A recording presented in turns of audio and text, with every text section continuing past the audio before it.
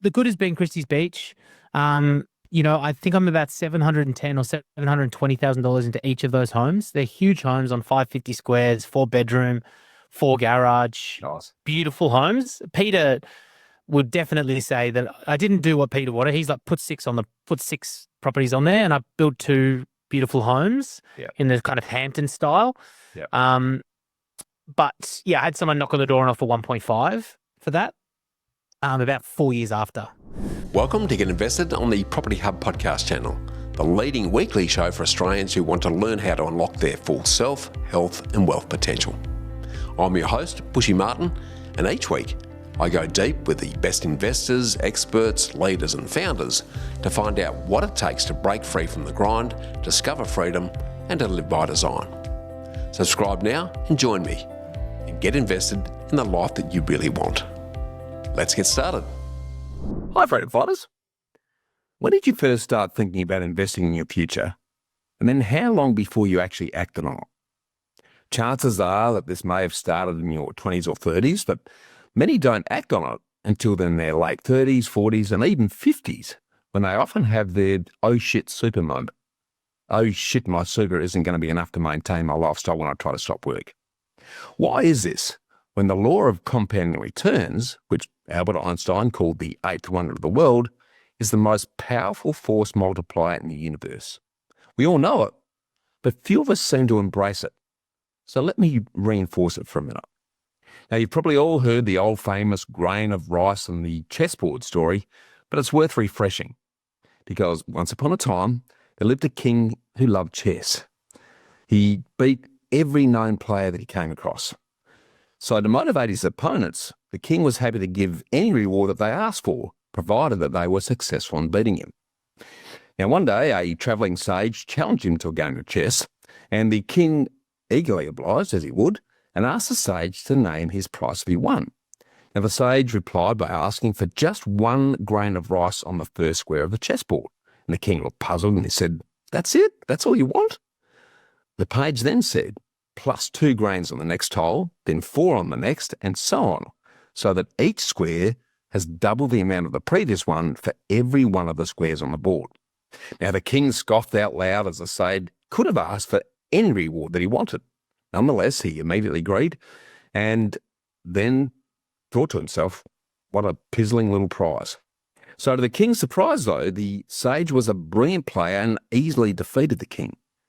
Having lost the match and being a man of his word, the king called his treasurer to reward the winner. His officials started putting the rice on the chessboard. They put 1 rice on the first square, 2 on the second, 4 grains on the third, then 8, 16, 32, 64, and so on. And all of a sudden, the mounds of rice started to look bigger than what the king was expecting. It was increasing exponentially with every square. And by the end of the 4th row, the king needed 2.1 billion grains of rice. He now started becoming anxious, and he asked his officials to estimate the total rice needed to reward the sage. The answer made him realise that the number of grains required was far beyond the capacity of the chessboard, his palace, and indeed his entire granary. Do you know how much rice it ended up costing? Well, the figure came to a whopping 18 quintillion, 446 quadrillion, 744 trillion, 73 billion, 709 million, and 600,000 grains of rice. That's 18 with 18 zeros on the end of it. And it's 2,300 times more than the entire rice production of India, one of the world's greatest producers. Now, I'm not suggesting for a minute that investing in property is going to produce this magnitude of return so quickly. But when you combine this with the ability to leverage other people's money, a la the banks, to the tune of 90% to secure a growth asset worth up to 10 times your cash deposit, and then you hold it for 15 to 20 years or more, then suddenly you have a very powerful money-making wealth by stealth creation machine right at your fingertips. It's why a property that my wife and I bought for 84 odd grand back in 1998 is now valued at around 1.5 million. So what's holding you back? When are you going to get invested? Because this is the power of compounding and the power of exponential growth over time.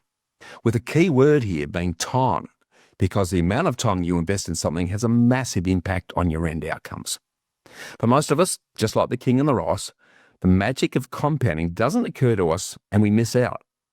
We delay doing it because we kid ourselves that we're too busy, or by the time we finally realise it, we just don't have enough time left to allow the real magic to happen. It's the major reason we overestimate what we can achieve in the short term, but underestimate what can be achieved in 10 years or more, as most of us continue to ignore the massive benefits of delayed gratification, because we increasingly want everything yesterday in our always-on instant iPhone world. And the same approach also applies to whatever you do and don't invest in over time, because the magic of compounding actually cuts both ways. Yes, Einstein said that compounding interest is the eighth wonder of the world, but what many people forget is what he went on to say, and that is that he who understands it earns it, he who doesn't pays for it. This means that you can incur some small sacrifices now and invest long-term to end up very comfortable later, or remain comfortable now but end up very uncomfortable later when you try and stop work. The choice is always yours, so you need to choose between what's urgent and what's important. So that's over to you. And don't ignore the impact of waiting and delaying your investment.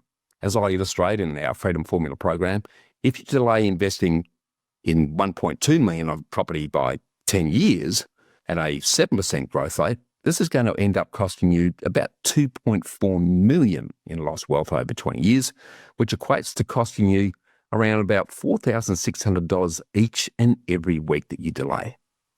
So when are you going to start or continue investing?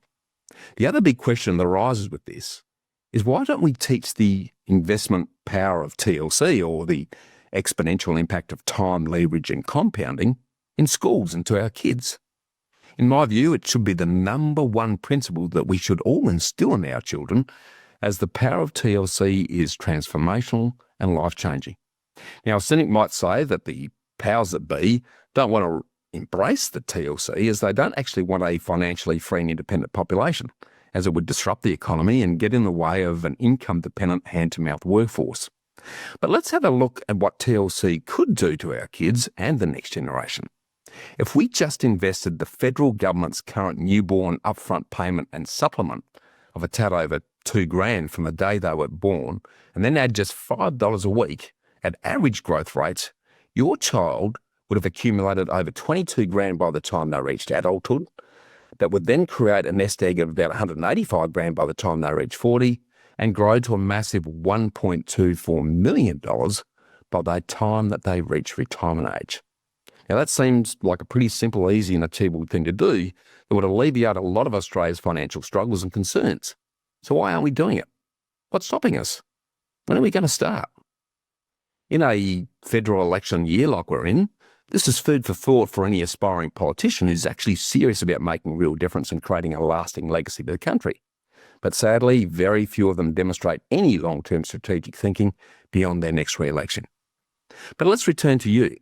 What are you investing in now that's going to secure your future?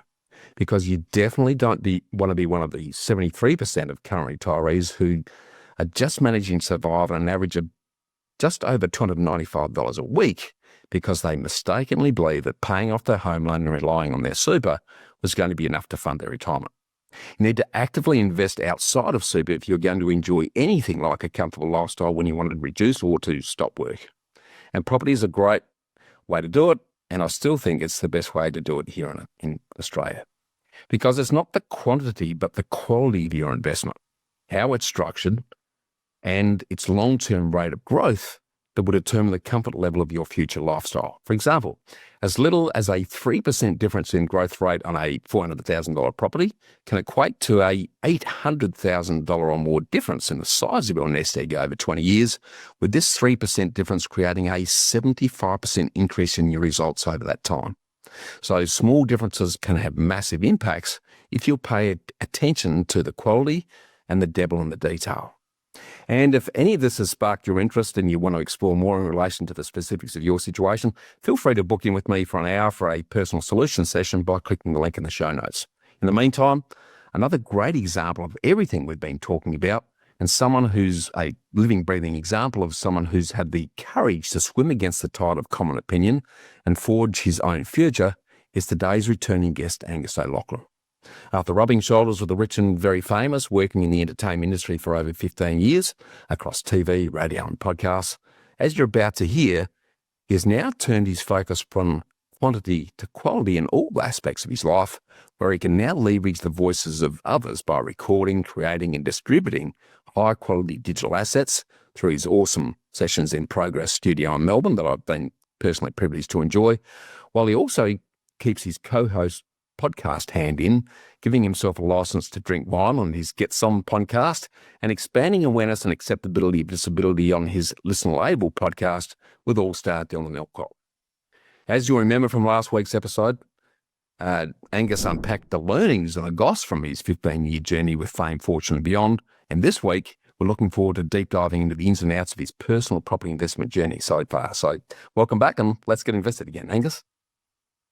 G'day, Bushy.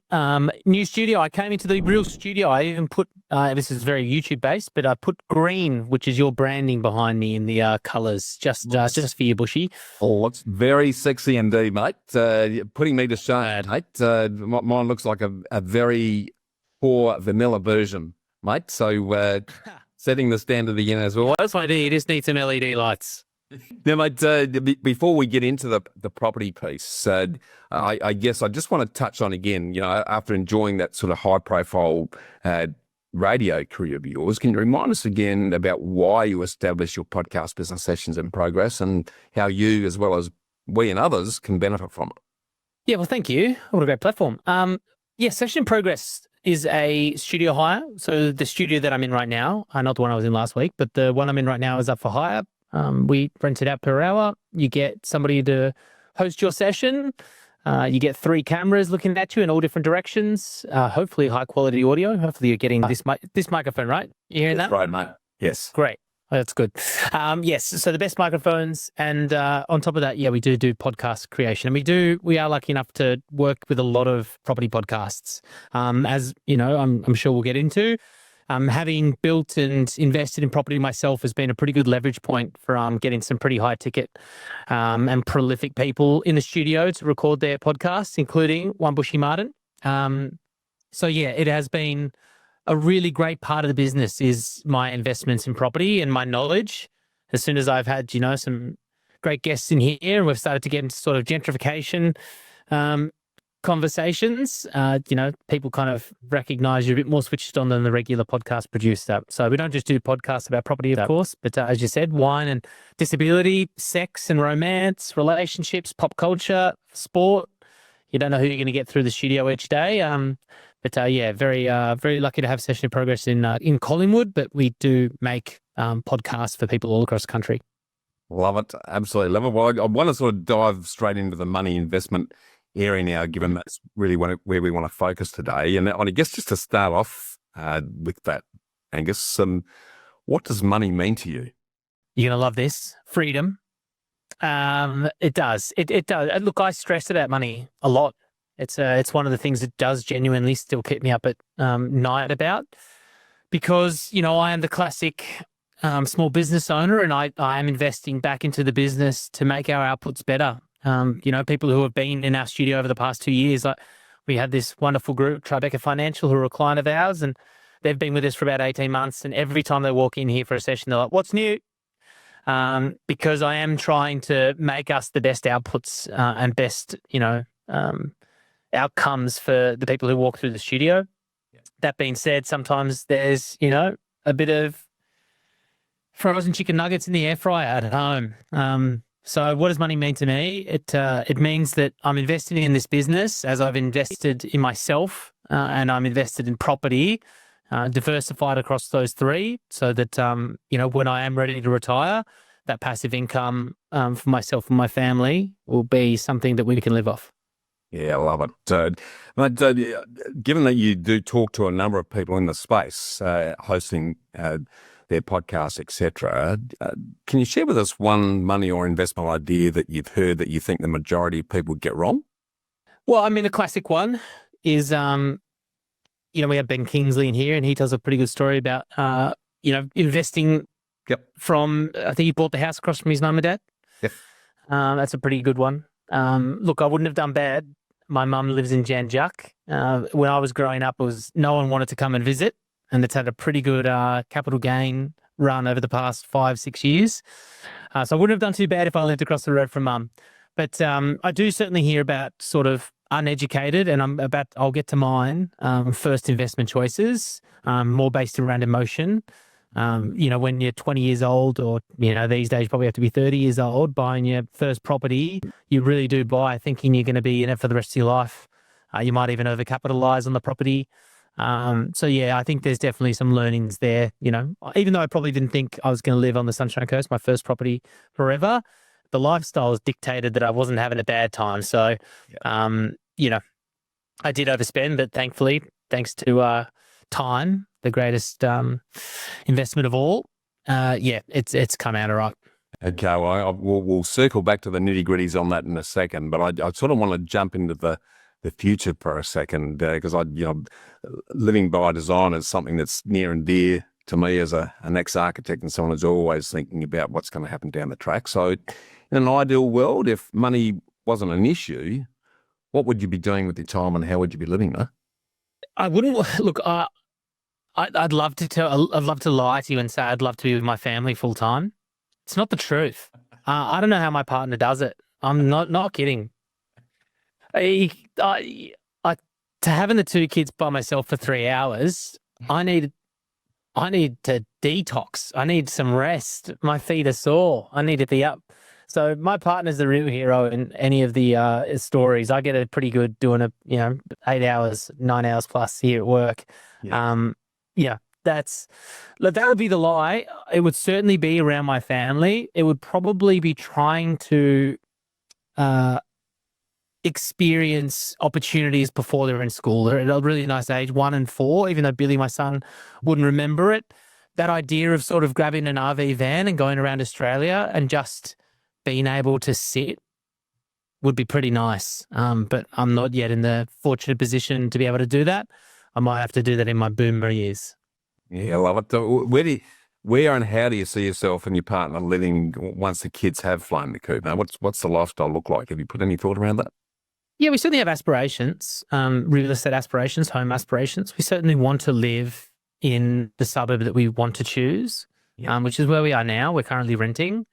We certainly want to live a life that isn't dictated by how much is in the bank account. And what does it look like? It looks like a 4-bedroom home with a backyard. And it looks like the sound of kids running up and down the corridors. Yeah. If we're lucky enough to have another kid or 2, then let that, time expand a little bit and we can hold on to those memories. But, I'm certainly able to watch my mum be a grandma and experience that again. I'd love to just have the space that, I know what it's like to go into a house that's really small and feel really cramped and want to leave. It's hard to be a kid and not have a cool trampoline or a pool at grandma and grandpa's or mum and dad's house for your friends to come and visit. I'd love to be the cool house on the street that all the kids want to come to my kid's house. Yeah, I love it. So asking the obvious question then, what's your investment strategy to achieve and then maintain that, and why? Yeah, it's I've got a few investment properties. I've got a little bit in shares and I've got a bit in super. So my mum, which we'll get to, is not the greatest investor herself, but she actually instilled some really important things in me. When I got my first job, which we spoke about last week on the show, which was, I finally started to make some money. So I was into the 6 figures at about 23 years old. And I was I had a wise head on my shoulders. I'd already had my first property by then, so I had responsibility in a mortgage, even though it was leased out. Yeah. But I understood the importance of money and what it could benefit me. And so I started to salary sacrifice early. I know you spoke about super in your opener, but I definitely understood the importance of getting to it early. So I've got a pretty good super. And luckily I did that in the early days. So that compounding story continues. As as a small business owner, I'm not allowed to. I don't put in as much as I should. No. I do pay myself a super, but it's just, I don't have the wage that I once did. Yeah. It looks like a mixture of things. I would ideally probably, if I wanted to guess at the moment how it will go, the houses will stay at the same value. You know, I'll have the same amount of debt. I'm hoping that my super grows into a couple of million, and I'll knock out whatever's debt's remaining, and I'll have a passive income across my investment properties. Yeah, okay. Yeah, no, I love that. That makes complete sense. Well, let's sort of dive in detail into your property journey so far. And before we start talking about the properties themselves, can sort of open up to us on why you decide to invest in property and what triggered the interest. Probably your mum from what you've said already, but... Bingo. It is just mum. You know, at the end of last episode, I said she gave some really great advice, give with warm hands, not cold. And my mum did. She said to my sister and me, we're two kids. And my mum I remember going to Centrelink and my mum just being above the threshold of being able to get support. So we did it. I never went without as a kid, but I watched my mum go without. I remember eating chicken while my mum ate baked beans on toast. So there was some sort of, you know, but I also had a Nintendo 64 one year for Christmas, but I knew that my mum saved and sacrificed to get there. So I'm not crying about, I had a wonderful, wonderful childhood, but my mum sacrificed for us to be able to have those opportunities, which I didn't realize until later on in life. You know, I hooted and hard about going to a nice school, high school, and really I didn't even ask I would have no idea what those fees were for that school to be there. But I know that my mum sacrificed for us to get there. When we left the coop, my sister was 3 years ahead of me. When we were 21, my mum said, I'll borrow $50,000 against the equity of our house. She paid off the mortgage. She bought it for about $160,000. Yep. And so she paid off that mortgage and she took a $50,000 loan out to lend to us as long as it went into property investment. So, which is really interesting because, you know, my mum wasn't a huge property investor, but she knew the value or what property could transform into. And I took that straight away. And I reckon within 12 months, I bought a property on the Sunshine Coast with that $50,000 being the deposit and my foot in the door, because I couldn't do it to spend on a Euro trip. It was only going towards the deposit of the house. I've got to say, full respect and loving your mum already and haven't met her yet, mate. So having the foresight, but also, you know, we'll talk about this a little bit later on if we've got time today, but delayed gratification is something that's died on the vine, really, given everything that we're drowned in. Where did that level of self-sacrifice and her ability to see the future opportunity by allowing and enabling you to do that come from, do you think? My grandpa, her father, was a lawyer and a very good businessman. And he always, I think around the house, he was always telling his kids, mum's one of four, about investing in blue chip stocks. And my mum saw my grandpa passed away when I was in 2009, so I would have been, early teens, 12 or something like that. Should know that math. And, my grandma never worked a day in her life. She lived off the shares of his property comfortably, was generous in gifts at Christmas. She was, she had done well. And she passed on a sizable fortune to my mum and her brothers and sisters because of the investments my grandpa made back in the 60s. He was all about investing. He was in the mines, he was in the banks, blue chip stocks, and obviously, watching her mum live a comfortable life, never went without, based off, that compound of reinvested dividends. Yeah. So the obvious question is, why didn't you end up in shares versus property in a much bigger way? Great call. I'm actually not sure. Maybe my mum, and I haven't had that conversation with her, but maybe my mum just saw the security in the roof above the head. My mum is a tactile person. Maybe it is touch and feel. She's also somebody who's super proud of her home, and she has a beautiful home. And, I think it is part of that process of, knowing that we'll always need a roof above our heads rather than we won't always need, as Warren Buffett's biggest investment, Coke. I'm sure some people can't live without a Coke Zero, and I get it, but you know what I mean. I totally know what you mean. No, that's really interesting. You've given that sort of background then. Did you have any initial fears or feelings of concern about buying property before you jumped in? Well, 21, bulletproof. No. No thought process went into it. I don't even know why I bought the townhouse that I did. And it turns it's been fine. It's been great. But I can't even tell you the thought process behind it. I just went, cool, someone's got $50,000 for me. And I knew I wanted to be paying off something I owned rather than paying, co-share. I was living with my mates on the Sunshine Coast in Buderim before investing in that property. And I was actually one of my mates' parents owned the house we lived in. So I knew that we were paying, Phil and Philippa. Ian and Philippa. So I knew the money was going somewhere. And once I put a face to the person who was picking up my rent, maybe that changed my mindset a little bit, but I'm going back, 19 years, more years. Yeah. No, that's awesome. Well, thread the needle a bit and put some flesh around it in terms of, what you've done and why in property, what challenges have you overcome, what's worked and what hasn't, and what have been the learnings so far? So many, across a broad spectrum of complaints and successes. I don't know where to start, to be perfectly honest with you. I got an email, I was telling you off air, I got an email today. There's a major electrical/water damage in one of my properties in Adelaide.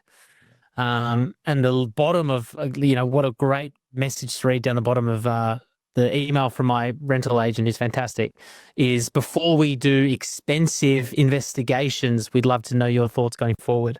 Now, I hope that's going to be covered by insurance. But, and like I said, we do live month to month.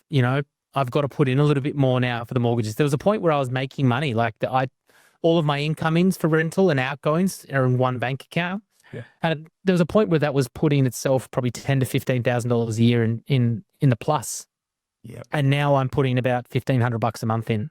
Yeah. That's a bunch of different things. I was the classic, 3.15 or 3.2% fixed rate investor, and then they all came off at the same time. And I've got 5 investment properties.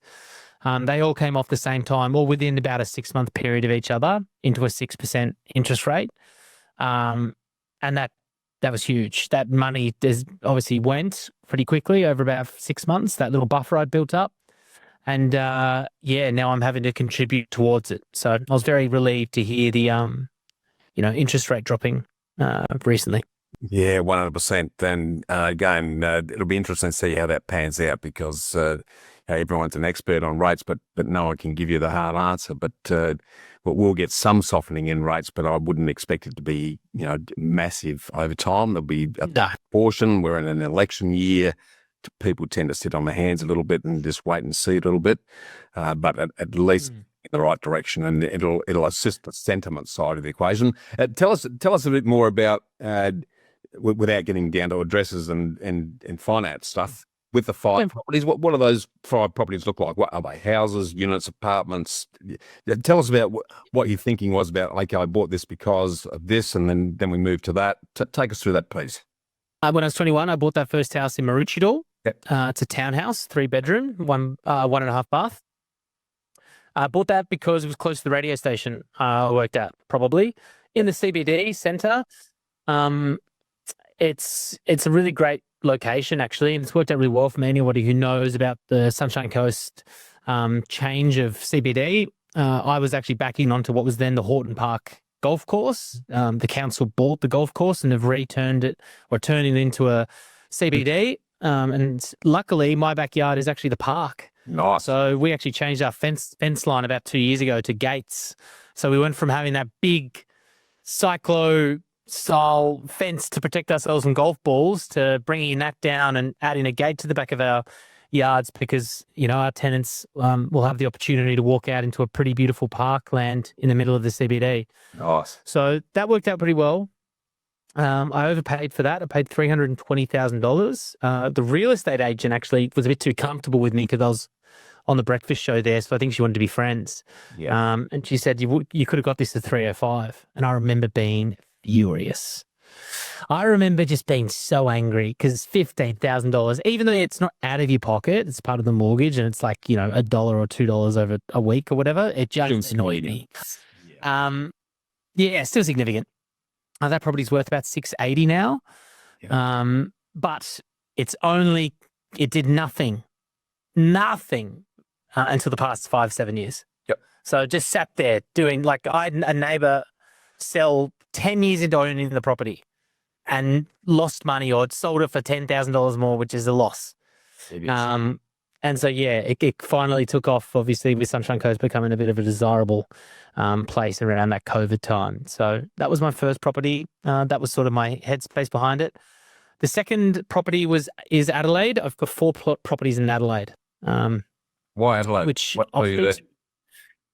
it's just the most amazing place. I just love Adelaide. I just think it's fantastic. I'm a Melbourne boy, even though I have done a fair bit of travel around the country. Adelaide will probably be home at one point. I just think it's the most underrated city, and I've traveled to them all in Australia and lived in most.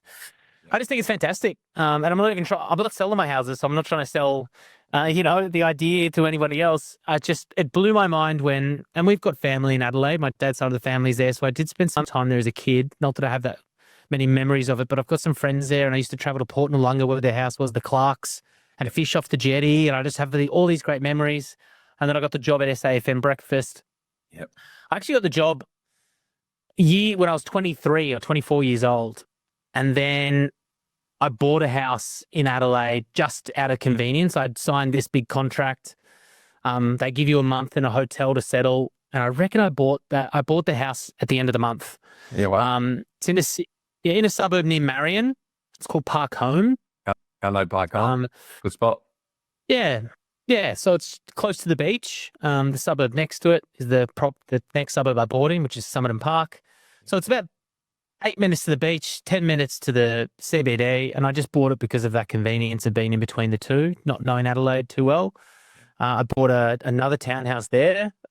This one not with a strata. The Maroochydore does have a strata. Yep. Which, quickly going back, just last month, we had to pay $10,000 special levy because Unit 8, there's 8 of us in a row in Maroochydore, and Unit 8 had problems. And because we're all part of it, it was $100,000 worth of repairs. Ouch. Out of the sinking fund. So there's a lesson. That was a very hard one. That was my tax return, just got on straight away. And then Park Home, I bought it, lived in it for about 6 weeks, and then got the job in Sydney to go to do this show called the Hot 30. We rebranded it to a bunch of different things. Yep. The Bump, Shazam Top 20 and Hit 30. Yep. But I had already bought that property. So I actually remember I slept in it for one night. Actually, I just remember I slept in it for one night. It settled. I got an air mattress from a friend, cooked a barbecue on a portable Weber in the backyard, and then I moved out. No, I didn't really move in, did I? And so that was always leased. And then I lived in Sydney for a few years, which I invested in Sydney. And then came back to Adelaide, lived in that house for a bit in Park Home. And then I bought in, it's actually a friend of mine who I went to school with, Travis Boak. He's a Port Adelaide football player, was the captain. Really, he's had a huge and long career in AFL. He lived in Summerton Park. And so I went and visited him, and he just said, this is the best suburb. And so I went and bought a place in Summerton Park.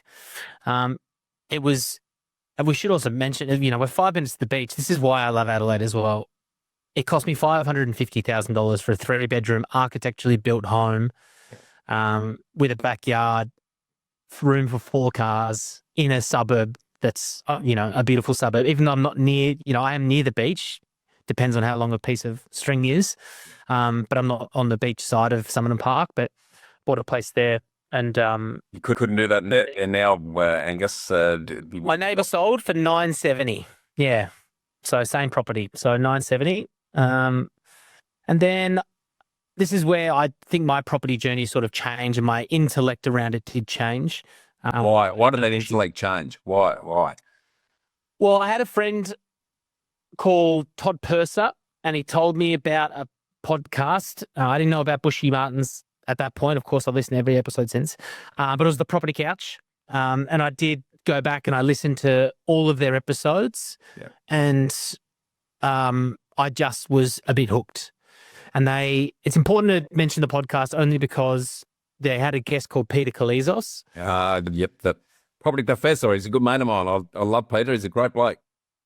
And I do too. And I would call him a mentor in this field. And one of the most gracious and best humans around.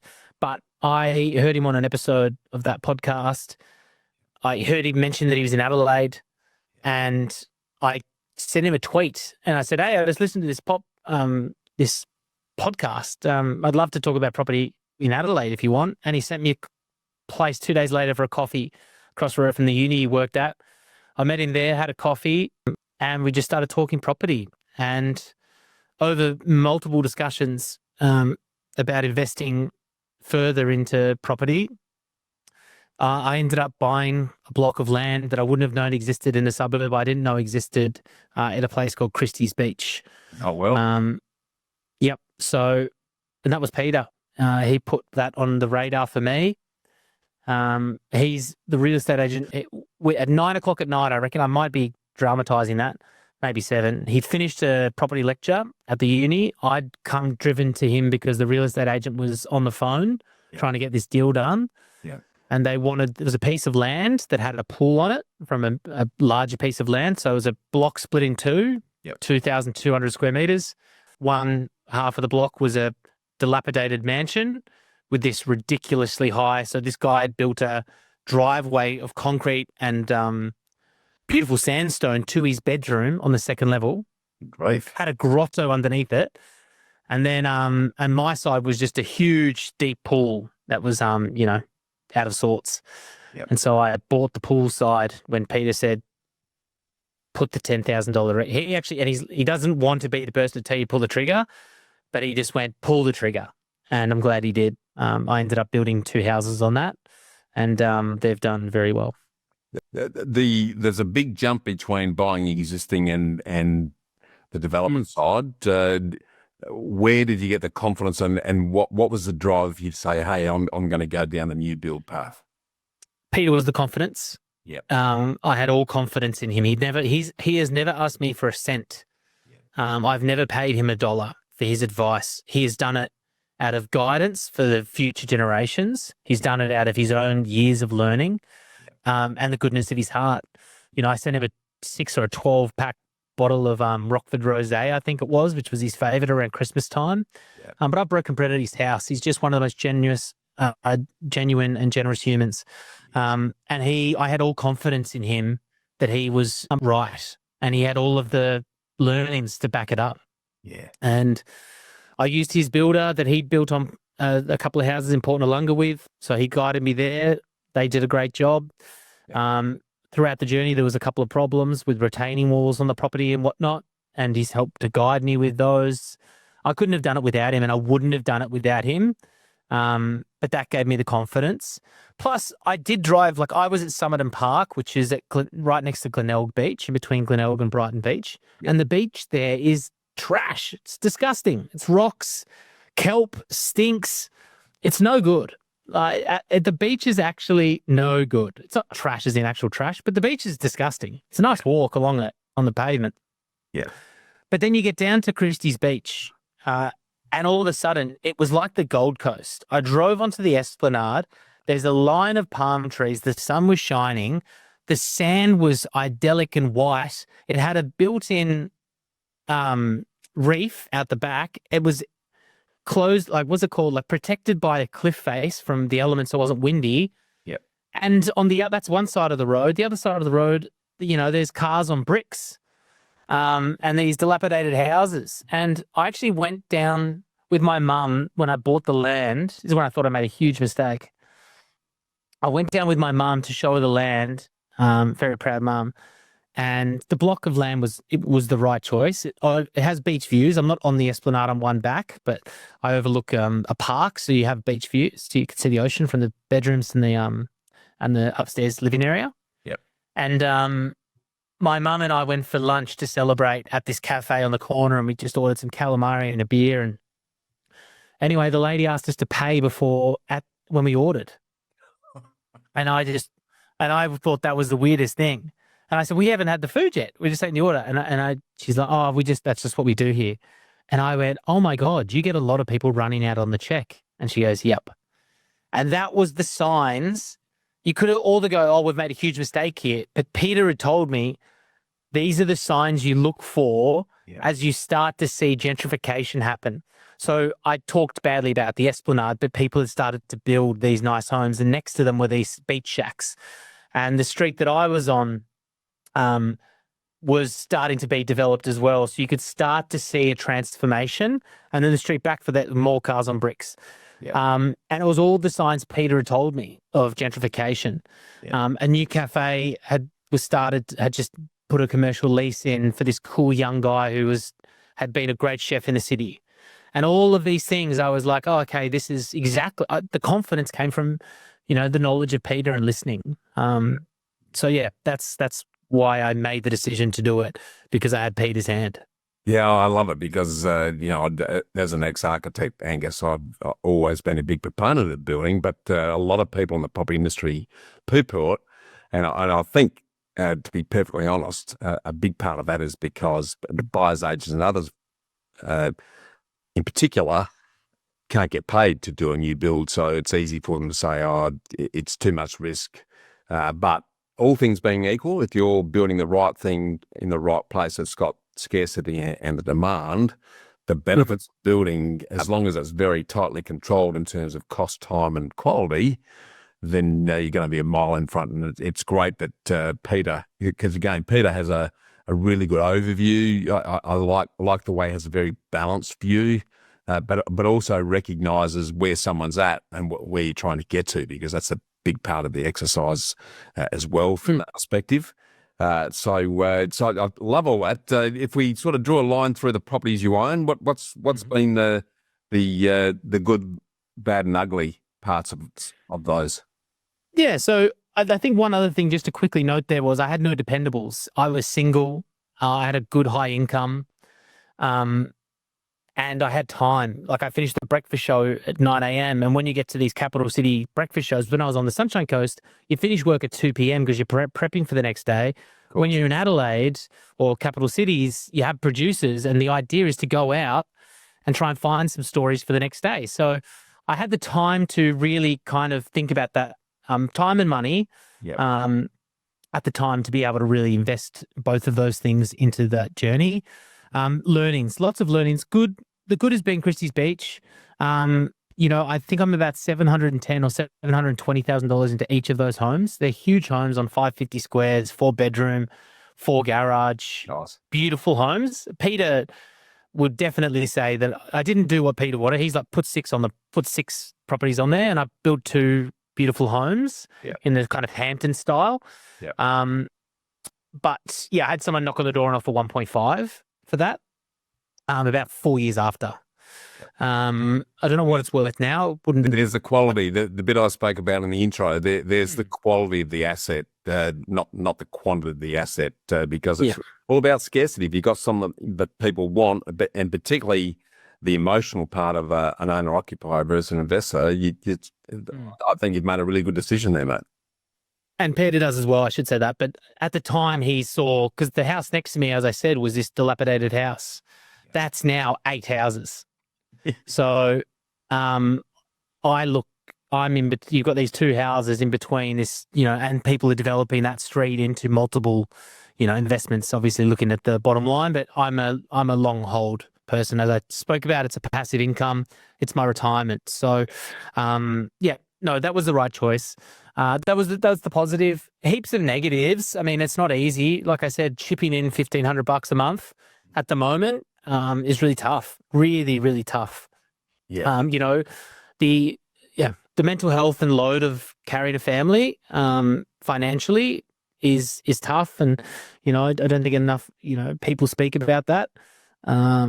That's really hard. The other tough bits are just surprise special levies, or that problem that's going on with the electricals in that Summerton Park house at the moment. That'll be fixed, hopefully through insurance. But a good thing is a good insurance broker. That's been really good for me. Yeah. I've had all of these little troubles. I'm not great with paperwork, and for my insurance broker, I know they take their little premium to just hand the paperwork over and get an end result. Has been really great for me. I haven't had many of them, but the few that I've had, and probably are going to have, they've been super beneficial. I would definitely recommend them. But yeah, I mean, there's lots of little things. There's been good tenants, there's been bad tenants. In Adelaide, I had a tenant who was a racehorse rider. He passed away in an accident at Morphettville. So that was a very interesting piece to have a tenant who had passed away. Oh, right. So the idea of, I said to his family, you take as long as you need, with expecting nothing in return. And thankfully the Riders Association, not thankfully, but it turned out the Riders Association ended up covering the rent. I didn't expect that. Yeah. So it was about being a good person to your tenants. That's been a really good piece. Yeah. The people down at Christie's Beach, I raised their rent $30 last time, and he said to my real estate agent, my property manager, I thought he was going to put it up $100. So just being good to the right tenants, because he's a great tenant. Yeah. What I'm sort of hearing there is you've been smart enough to surround yourself with good people, the property manager, insurance broker, because as you've already experienced, I always say it's not a matter of if you're going to have a problem with your properties, it's just a matter of when that occurs. Yeah. If it does occur, if you've got the right people around you that can manage that without creating big stress and heartache, that's the key. And then Peter sort of overseeing that from that perspective, but also being smart enough, because I often say that people focus on the reward side of property, but they don't look enough about the risk. And a landlord insurance policy, for example, if you buy the off the shelf cheap and nasty versions, that's exactly what you get, versus getting a specialist landlord insurance policy that doesn't rely on the bond, but they can give you up to 52 weeks worth of rental cover. Suddenly, just for a very small difference in the premium, you're protecting yourself when that issue actually does crop up. So you've made some pretty smart decisions, I think, in the context of surrounding yourself with people who in the right spots that are giving you the right advice. You mentioned earlier that you're currently renting in Victoria. What's the rent vesting experience been like, and how much longer do you see yourself doing that? I would certainly like to be buying the dream home. That would be ideal. We're, a point in our life where the current home we've been in for 4 years renting is just getting too small. So we would like that extra space, that extra bedroom. Got with 2 kids. But the investing experience has been fine. When I moved back to Melbourne, people think, oh, welcome back to Melbourne. When I moved here, 5 years ago, I never lived in Melbourne. I lived in Geelong, and people don't understand that. That's like saying to someone in Newcastle, how's life living in Sydney? It's the same distance. Yeah, it is. So people are like, oh, it must be good getting home to Melbourne. I still don't know where Coburg is. Someone said, I only know that because someone said it just before I started this recording. I'm starting to get I've been here 5 years. 3 of them in COVID, but I'm still trying to learn the suburbs and where they are, northwest, east, south. We've chosen the inner west, and it's perfect for us. And if we weren't renting, we would never have found where we live now. And we love it. We absolutely love the area we're in, Sierraville and Seddon. Yeah. We absolutely love it. And so now we know this is where we want to raise our family. And so renting has given us the opportunity to figure that out, because we lived in Malvern for a little bit and we hated it. Yeah. Oh my God. I couldn't get Emily, my partner, out of Malvern quicker. Thank God we had mold. And we were able to, get out of the lease. But, that's renting. So going back to just, chucking a dartboard at Adelaide and picking a suburb to live in, I probably, could have rented and found some more appropriate suburbs and investment spots, but I'm certainly not, this isn't a woe is my story, obviously. But renting has given us the opportunity to realize, we're 4 years into this place. Yeah. We love it. And let's look to buy our forever home. Not our forever home, but our family home. No, I love it. My wife Sonia and I, we rent vested for years in both ends of the equation for exactly the reasons that you've mentioned, because it allowed us to put our energy into tax deductible property that were structured the right way to cover themselves, but we had the freedom to taste test different destinations to decide whether we actually wanted to put the roots down there. And if you've gone and whacked a mortgage on it and put handcuffs around you, and then suddenly you find out, gee, I don't like this spot, and it's not where I want to be, then the changeover cost is pretty significant. So I think that's a not often thought about, but the big benefit of the rental piece is that it does give you the flexibility and freedom to move around and taste test destinations, decide whether that's what you want to be, while you're getting your money to work a lot harder, getting the tenant, the tax man to cover a big chunk of the costs on the properties that you're holding to build your wealth. So the other piece is that Park Home house as well. Another little horror story for you is, not to say that I wouldn't have invested in the property, but I would have liked to have leased in the house first. Our back neighbour was a nightmare for myself and all of our tenants. It was housing commission. We didn't know that when I bought. Yeah. And he was a racist, and he threatened every single person who lived in our house, especially women. And only after, the last straw of it, with a great tenant wanting to leave, they've captured him on film, threatening them with a sword over the top of the fence and saying some remarks. And then the police got called, and I had to take him to the court, the civil court or whatever in Adelaide, or the real estate in front of the judge. Yeah. So he had some healthcare workers who worked with him, and they were there as personality witnesses, or whatever that, character witnesses, saying that he's a wonderful person to be around. And then, the two stories didn't align, and the judge even said, where's the truth here? I'm getting told this person's amazing. I'm getting told this person's this. And then I pressed play on the video, and the two women that were working with him put their heads down in shame, not because they knew, but because they were so shocked at what was said and what was done. And, thankfully through that system, he was relocated. But that was 3 years of I lost great tenants consistently over time. I bet. Every year, I reckon we were getting a new tenant. And, I was the hero of our little row of houses once he got evicted, because of the torment that he caused for everybody. But had I leased that place like my tenants were, there's no way. I probably would have even put a line through Park Home as a suburb because of the experience. But yeah, rent vesting definitely has its time and place. But in saying that, I would also love to be in the market. Yeah, no, I understand. That you touched earlier on the sacrifices and some of the financial pain that you've experienced with the increase in rates in recent times.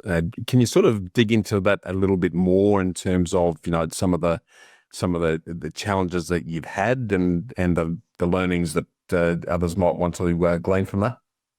Yeah, only a couple of months ago, I had 31 cents in my account after the mortgage came out. So my mortgages are split up into 3 different payments. So 2 comes out on the 29th, 2 out on the 14th, and 1 on the 17th. Yeah. And yeah, it's, when the real hero is my partner, supporting me throughout it. And, telling our kids Shinner rice is a great meal. I also should point out, I feel it's part of our current journey. I've had it feels like, as there's been 2 parts of this podcast, there was this part of my life that I had this sort of affluence and was able to invest, which I'm very lucky to have today.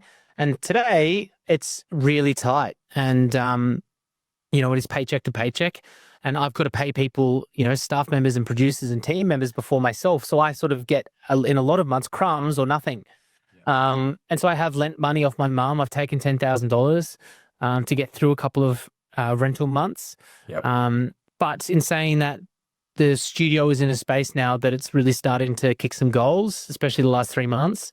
Yep. And that light at the end of the tunnel is there. I'll pay myself on the 1st of this month enough to support that, bubble of money that I need to do, that $1,500, and pay the rent. Yep.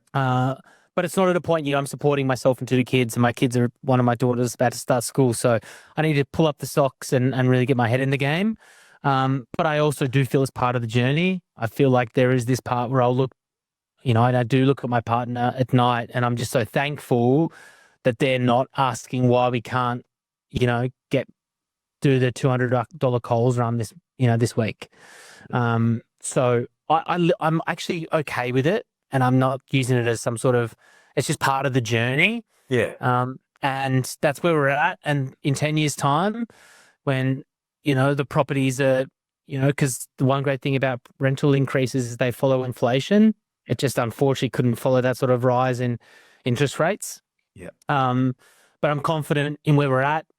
Selling property has never been part of my journey or strategy.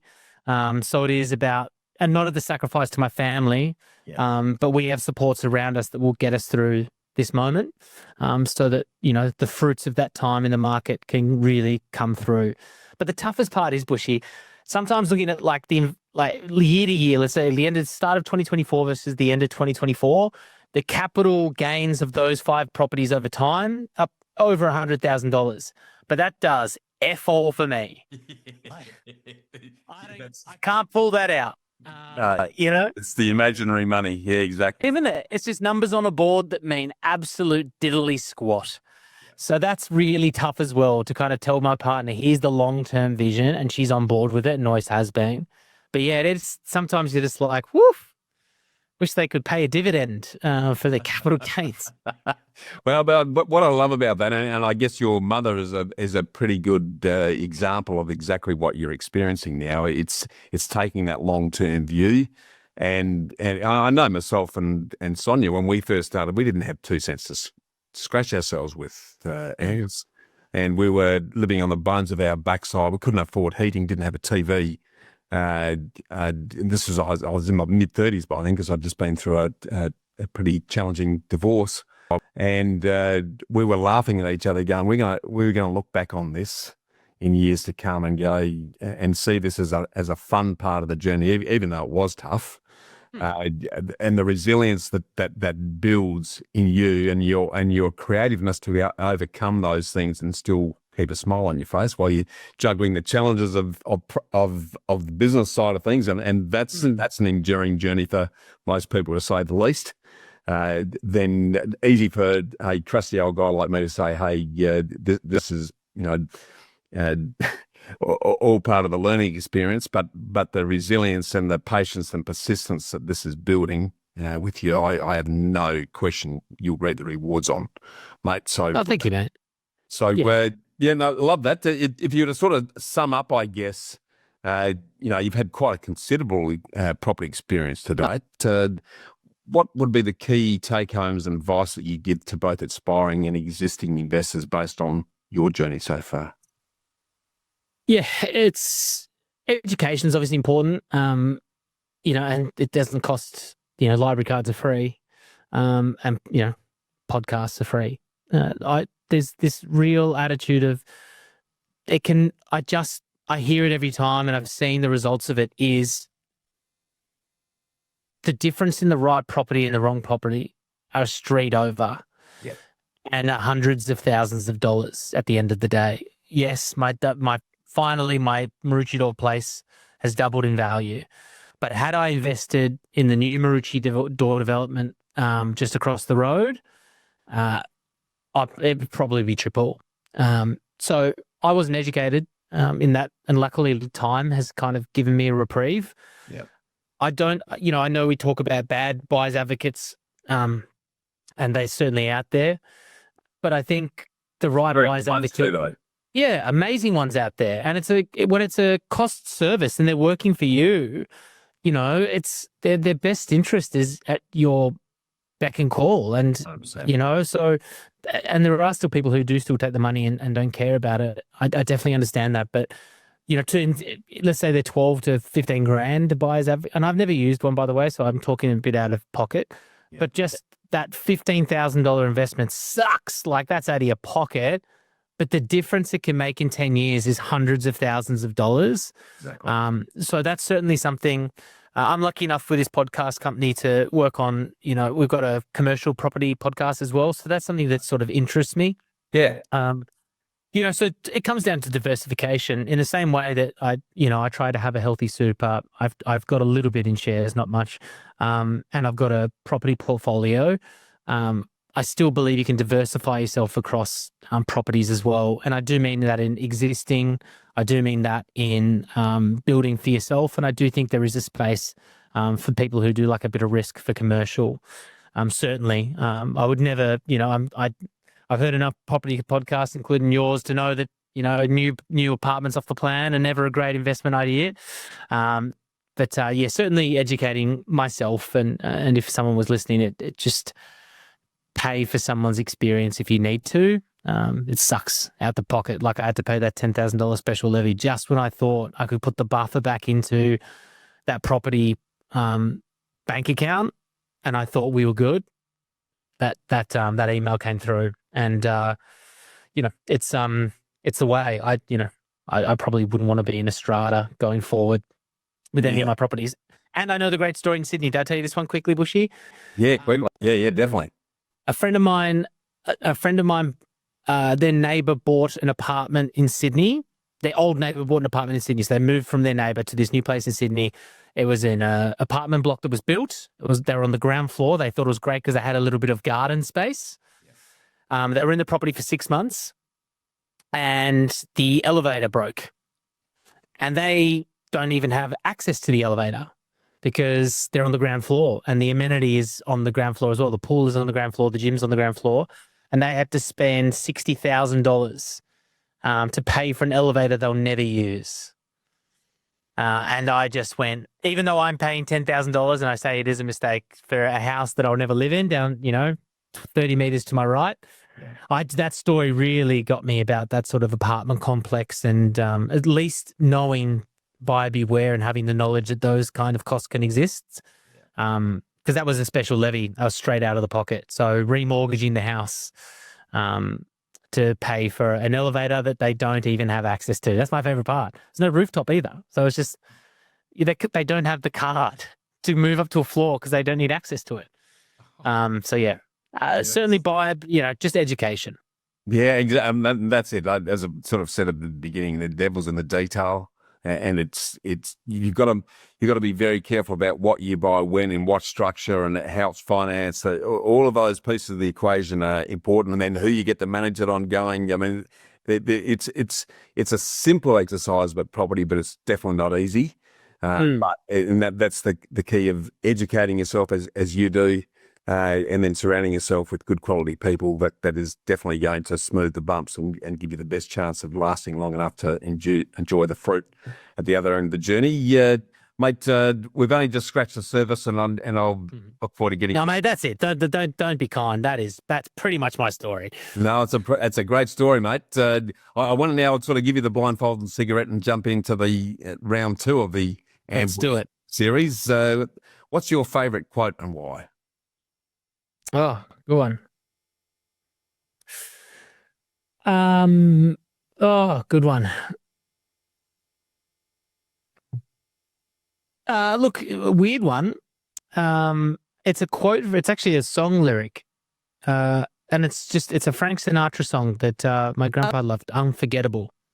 Nat King Cole or Frank Sinatra? Nat King Cole. Yeah, Nat King Cole. Yep. And I think I just want to be unforgettable to the people that have experiences with me. Now, that doesn't necessarily have to be you and the audience so much, but certainly, I know that, hopefully that'd be great. Yeah, but, exactly. I've got a staff member, Amelia, who's been a producer next to me for 4 years. And, I know that whatever her career turns into, post this, and no doubt her wings will fly, I'll have been an unforgettable part of her career journey. In the same way, I hope to, my grandkids will always remember their grandpa, which is a bit more because I'm 36, still got plenty left in me. But yeah, more of a song lyric. I was going to say failing to train is training to fail, but I actually don't believe, it's a bit of bullshit. No, I love Unforgettable, mate. I reckon that sums it up, and you certainly embody that in spades, mate, so there's no question on that front. Slightly different shift. What's the top book or podcast that you'd recommend?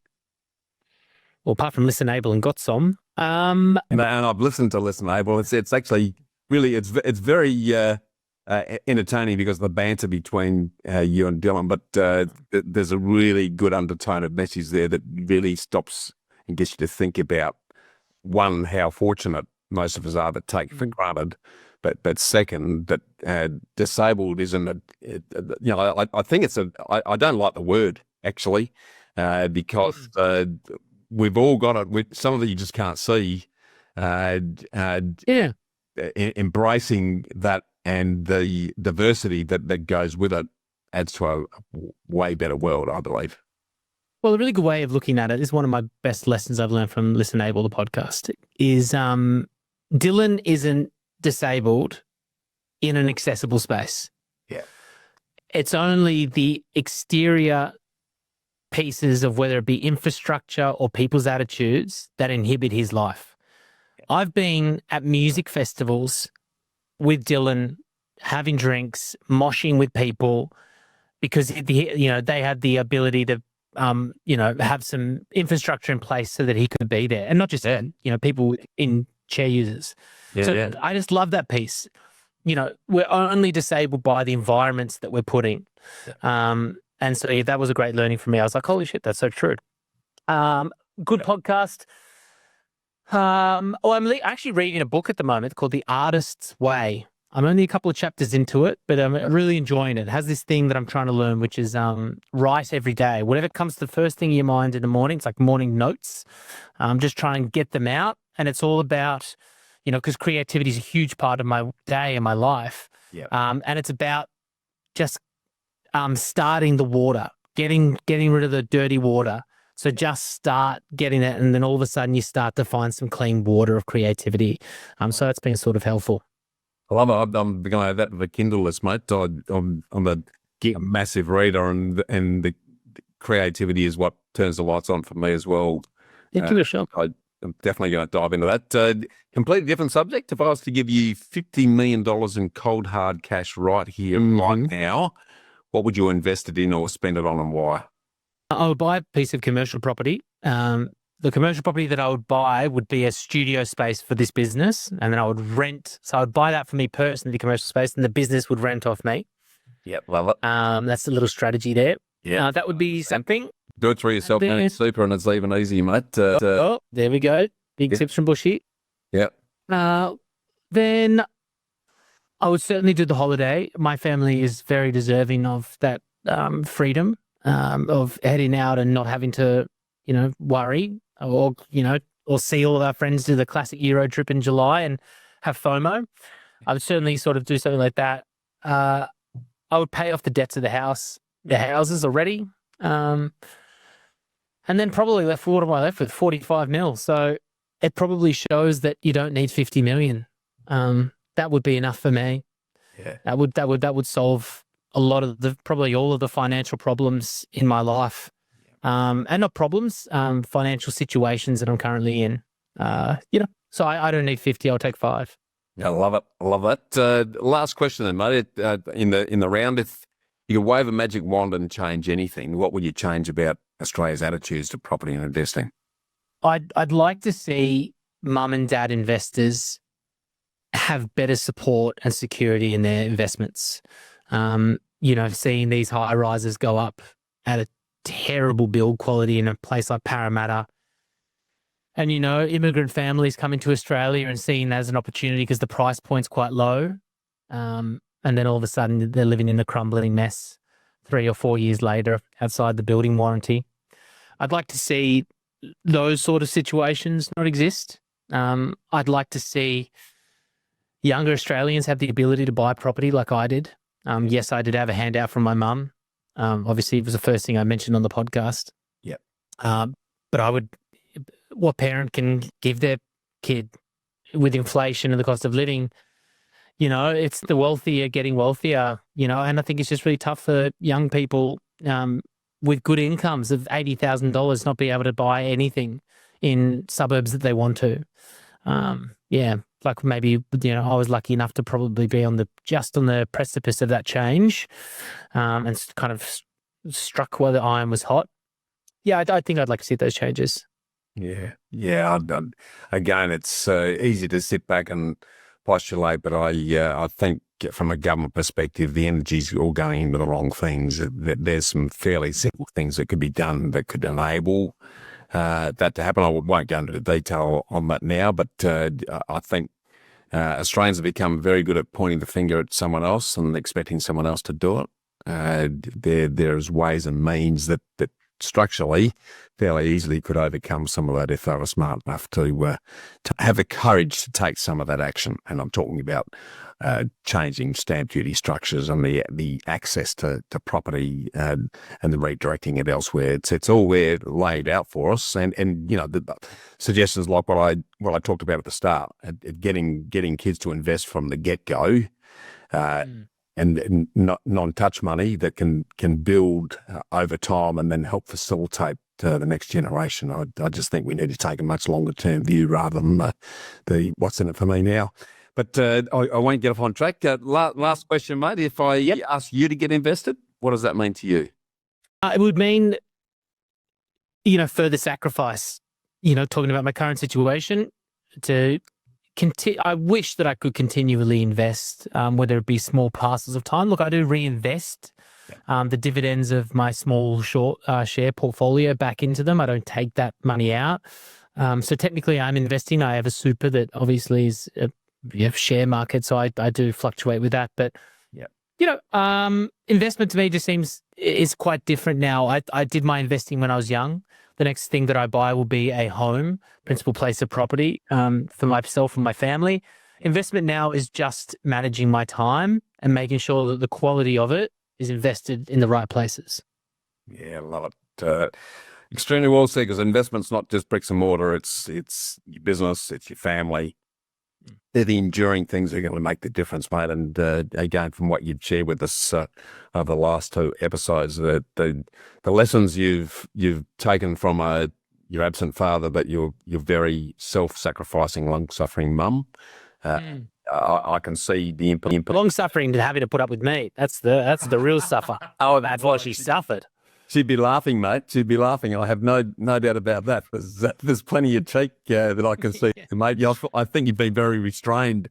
Actually, our chats on the podman will get you back to make us laugh later on. But I just want to really thank you for taking the time to inspire and educate us on all things from fame, fortune, right through to property over the last two episodes, mate.